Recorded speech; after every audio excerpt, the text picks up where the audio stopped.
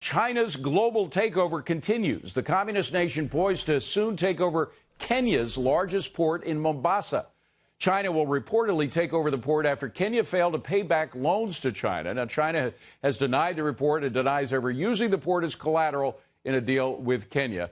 Meanwhile, the U.S. Navy planning freedom of navigation missions in the Arctic, a move countering communist Chinese influence in the region. This coming almost a year after China announced its intention to include the Arctic in the One Belt, One Road infrastructure project, making the ridiculous claim that it is a near Arctic state. Joining me now is Fox Business national security and foreign policy analyst, Dr. Walid Phares. Let's first talk about what's happening in Kenya. I'm interested in this story because I used to cover Latin America. I've seen it happen a lot in little countries in Latin America, like Nicaragua, for example, where China came into Nicaragua, had these big plans that they were going to build a new canal to rival the Panama Canal. Went in there, made deals with all these corrupt officials, including the president, paid out the cash in bribes, then took all kinds of precious resources from the Nicaraguan country, brought it home, and then left without any canal being built. They have a tendency to do it. They're kind of like locusts and moving into countries, taking what they need, and then moving on. You know, David, the big picture is very important to understand what's actually happening in Kenya and in the other countries that you have mentioned. While the United States is busy, super busy, with 4 active wars in the Middle East, with Iran, with North Korea, of course, containing Russia and, of course, our southern borders. A lot of stuff is happening. China is moving to the southern belt of the globe. That would be all of Latin America, Africa, we'll talk about Kenya, and South Asia. In addition to that, with Russia, they're interested now in the Arctic. So the tools that they have basically is, first of all, a lot of cash, a lot of money, and actual physical money that they can spend on countries that needs that money to pay off their debts. But second, also, technology. They can offer a very cheap technology to these countries. And thirdly, it is a superpower which has a veto power in the Security Council. So China is using all of this to be able to move in those areas. You know, they offer the technology. That's a particularly interesting facet of all this. But the technology that they're offering is stuff that's made by Huawei and made by ZTE. And we know that a lot of those technologies have stuff built into them, these backdoor channels that allow them to spy on what's going on in those countries. That's the reason our intel agencies have convinced the government not to use any of these products. So they're also gaining intel, which they could use for various purposes.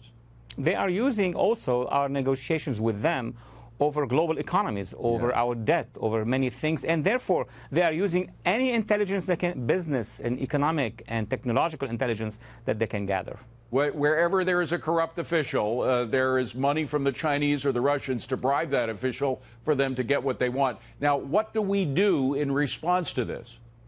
Well, first of all, we have to recalibrate, reorganize our policies towards 2 large chunks of the planet, which are Latin America, and I'm very glad that soon we're going to have a new president in Brazil who is going to change the course of Brazil, and that is going to impact Argentina, it's going to impact Venezuela, so on and so forth. So that is one thing we can do. Second, of course, in Africa, we need to have an Africa policy. We do have one, but we need to have a more focus on countries like Kenya and others who have some needs that we can meet and therefore contain the expansion of China. Walid, let me move to the Middle East, an area that where your expertise is founded. How do we pull out of these countries in the Middle East that we got embroiled in?